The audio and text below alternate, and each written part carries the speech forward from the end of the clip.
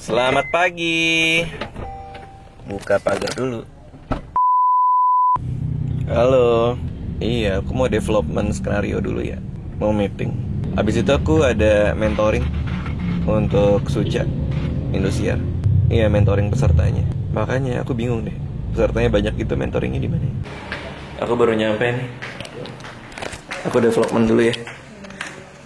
Kita bikin film lagi. Ya, kasih Pan. Gimana? Selamat. Iya, terima kasih. Iya, thank you. Udah nonton tapi kalau aku mah. Masa? Kamu ngapain jadi? Kirain belum. Bus. Lucu banget, baru lahir nih. Baru hamil, baru adopsi. Dari? Dari ada anak WP juga di Pelampung. Tiba. Jadi anaknya ada 4, masing-masing orang di sini ngambil. Serius? Bener, alhamdulillah. Lucu banget. Toiletnya di pasir apa di taman mereka? Pasti. Di pasir, cuma dia masih suka dingin-dingin gitu.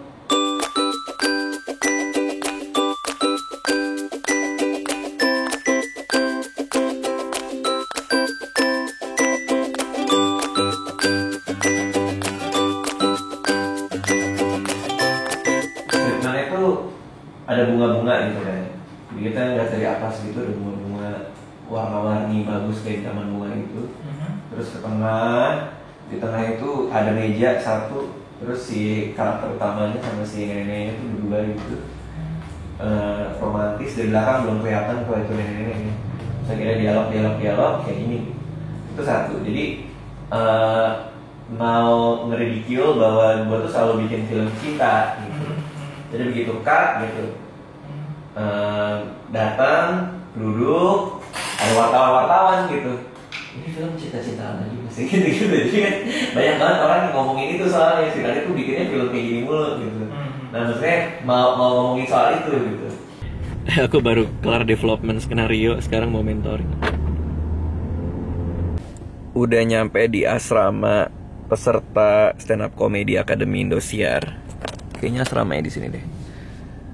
Ini hari pertama, bukan hari pertama ya. Ini kali pertama gue mentoring buat pesertanya. Biasanya kalau Suci atau Suca, gue biasanya mentoring anak-anak peserta-pesertanya. Kalau di Suca ini baru pertama kali. Untuk yang season ini, season lalu gue sering banget mentoring, tapi kayaknya season ini karena keterbatasan jadwal dan waktu nggak bisa banyak-banyak.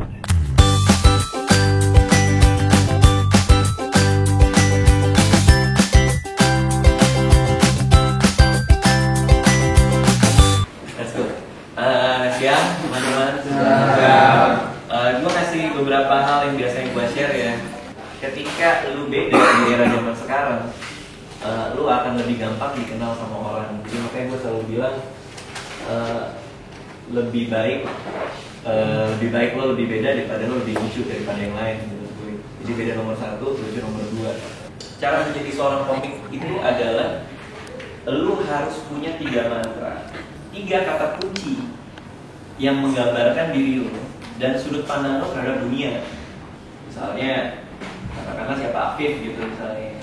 Kalau lo punya 3 mantra ini, lo bisa milih mau ngelihat sebuah topik itu dari sudut pandang yang mana. Ketika lo Betawi dan anak mama, terus lo ngomongin soal Pokemon Go, pasti sudut pandangnya unik gitu. Di tongkrongan lo di Tanah Abang, pada main nggak? Kalau nggak pada main tuh kayak gimana? Anak mama yang main Pokemon Go tuh kayak gimana? Seorang anak Betawi juga anak mama mainan Pokemon Go tuh kayak apa gitu. Sudut pandangnya kan sangat unik gitu. Dia mau tackle dari sudut pandang yang lain boleh, jadi 2 lagi aja. Seorang anak mama dan pengangguran main Pokemon Go kayak gimana? Kacamatanya berubah lagi tuh. Iya, jadi untuk ngisi waktu luang biar kelihatannya sibuk, main Pokemon Go keluar tapi selalu dimintain ibunya pulang gitu. Kalau misalnya dia mau ngasih kacamata yang lain, dia Betawi dan pengangguran sama teman-temannya main Pokemon Go misalnya. Apa yang terjadi? Nah, irisan kacamata kita terhadap mantra yang kita punya ini akan membuat kita unik. Karena semua orang tuh boleh aja Betawi, ada si David. Semua orang tuh boleh aja pengangguran. Ada komik-komik yang lain kalau ngomong saya ini pengangguran. Ada komik yang bilang anak mama bisa jadi gitu. Cuman yang Betawi anak mama dan pengangguran itu hanya Afif seorang gitu maksudnya. Sehingga dia akan menjadi beda dengan sudut pandang itu. Nah ini penting karena banyak komik-komik yang mainnya tuh baru hanya di satu kata mantra doang. Saya ini pendek ya, saya ini orang Betawi ya, saya ini orang Medan ya, saya ini itu, saya ini itu gitu. Tapi mereka nggak masuk ke dua mantra yang lain. Nah, ketika kita punya mantra ini, kan banyak juga yang nanya ke gue, berarti mantra gue apa bang gitu? Ya gue nggak tahu gitu. Yang bisa jawab itu adalah kalian sendiri. Kalau lu beda, lu nggak akan bisa tergantikan. Kalau lu udah nggak bisa tergantikan, maka lu udah pasti di atas yang lain. Kalau dia mau ngomong, mau nanya, boleh ya? Kayak tadi Rizky gitu nanya. Kalau kan katanya abang pernah lihat di videonya gitu, komedi itu pakai emosi negatif. Apakah bisa dengan menggunakan positif, emosi positif? Nah ini menarik nih. Menurutku susah. Karena tentu banyak komik lain yang coba nge-challenge itu ya. Kalau Ernest kan pakai happiness, dia mau coba ngomongin yang happy-happy. Tapi kalau menurut gue susah karena kalau itu bukan emosi negatif, maka lu nggak peduli buat ngomongin itu. Nggak ada orang yang bilang, gue lagi seneng ya. Kenapa sih orang tuh selalu seneng kalau nggak ada yang peduli gitu? Kan aneh banget gitu. Kenapa ya kita seneng banget kalau orang tuh nembak kita dan kita juga sayang? Udah selesai. Itu apa yang mau digali? Nggak ada masalah gitu. Jadi semua itu, kenapa emosi negatif itu jadi sesuatu yang menarik untuk kita bahas? Karena kita akan berkumpul sama emosi negatif itu. Kita merasa diwakilkan. Kegelisahan kita diwakilin sama komik ini. Jadi masalah, tadi penting tadi yang bilang Gian, masalah tuh jadi hal yang harus ada dalam sebuah penampilan.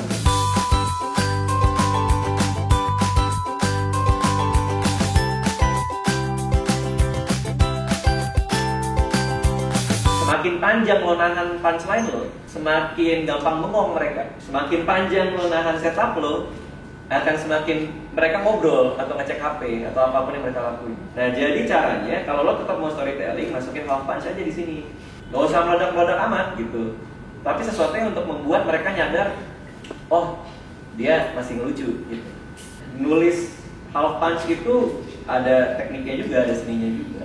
Gimana caranya lo bisa nyelepet kecil-kecil aja supaya orang tetap interested, tetap tertarik sama apa yang mau lo sampein. Problem pertamanya adalah mereka belum punya struktur yang bagus untuk nulis sebuah cerita, storytelling. Nah rumusnya adalah ini karakter, yaitu lu ya. Ada tujuan dan mana. Ini biasa kalau gue lagi ngobrolin ke anak-anak selalu rumusnya gini. Karakter, tujuan, halangan.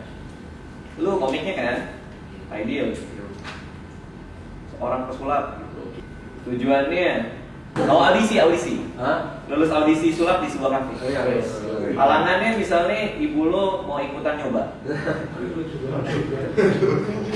Lebih jago kah? Lo takut dia tersinggung kah? Lo apa kah? Nah ini udah story. Ketika lo maju dengan sebuah cerita yang ada karakter, tujuan, dan halangan, ini udah menarik duluan nih. Jadi pertanyaan, kalau gue nyebutnya pertanyaan dramatic questionsnya tuh ada di kepala penonton.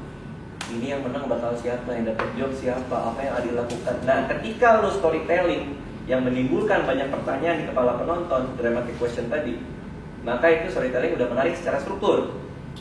Itu modal dulu tuh, strukturnya udah bagus. Tinggal komedinya, isiannya. Gimana cara lo menceritakan gitu. Kalau lo ada storytelling, mau coba? Enggak kan, kayak misalnya nih, saya pernah ikut audisi Renteng. Nah, saya tuh ikut itu, terus halangannya tuh saya tuh nggak pernah tahu Jakarta. Terus? Jadi saya berangkat dengan modal nekat. Terus tuh apa ya, banyak problem tengah tuh banyak. Terus awalnya dari numpang, terus sampai tidur di masjid.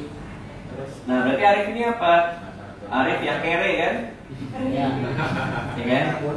Ingin ikut audisi prime time ya kan? Halangannya nggak tahu Jakarta. Udah. Kalau Arif yang nggak kere, berarti lo nggak tidur di masjid kan? Arif yang playboy, ini kerjaannya paling mainan Facebook, terus tidur di rumah cewek-cewek kan? Nah, biasanya kalau paling gampang Rif, cari kata sifat aja untuk lo masukin di sini. Pemalu, pemarah, ragu, macam-macam. Paling gampang sih Arif yang sombong, dikasih tahu nggak percaya sama orang.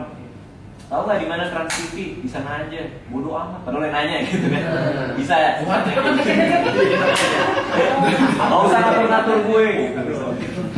Padahal dia yang nanya. Mas nanti belok kanan, nggak usah ngatur gue.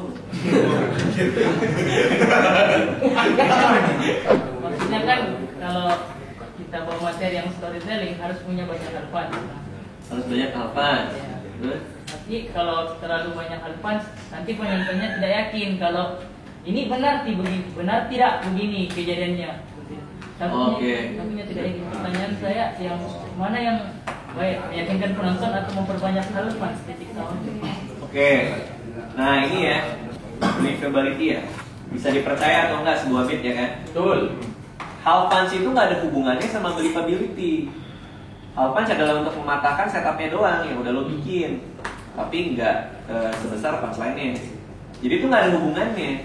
Jadi jangan sampai lo membatasi diri. Kalau gue kasih hal punch orang nggak percaya. Nggak gitu koneksinya. Koneksinya adalah yang lo ceritakan itu orang bisa percaya atau tidak, itu aja. Orang juga udah tahu kalau lo patahin pasti gitu. Tiba-tiba lo bilang ketemu sama ibu gebetan, dia mau kasih hal punch, ibunya nyeremin punggungnya bolong gitu misalnya, orang juga nggak akan percaya punggungnya bolong beneran. Ngerti nggak maksudnya? Karena kan emang bercanda gitu, emang di hal punch. Jadi ya kalau ada yang percaya itu terlalu serius aja. Jangan sampai salah kaprah gitu takdir. Bikin aja. Yang harus dipercaya adalah ceritanya. Nah ini jadi ada pertanyaan lagi nih. Berarti kalau gue bikin storytelling, ceritanya harus beneran atau tidak? Banyak juga yang nanya tuh. Kalau menurut gue, stand up comedy adalah seni berbohong dengan meyakinkan. Jadi untuk ngebuat itu jadi believable, lo harus meyakinkan penonton kalau itu beneran terjadi. Kayak gue nggak mau nanya Wawan ya, gue nggak tahu nih beneran apa enggak gitu. Soal ada Bu Nenek. Nah, gue nggak tahu tuh beneran apa enggak. Kalaupun nggak beneran, nggak apa-apa, karena dia ngebawakan dengan meyakinkan seolah-olah kita percaya gitu, ngerti nggak sih? Kalaupun beneran ya alhamdulillah jadi bahan buat dia gitu. Tapi kalaupun enggak, sah-sah aja menurut gue. Gitu ya. Dan share lagi buat Suca 2. Mau briefing dulu cuy. Mantap banget, gila.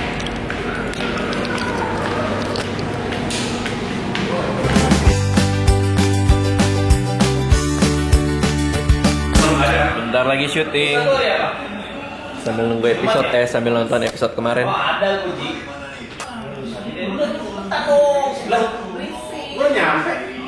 Ernest sama Panji lagi berantem. Jangan jadi masuk motif ya Pak. Bentar lagi berantem mulu nih.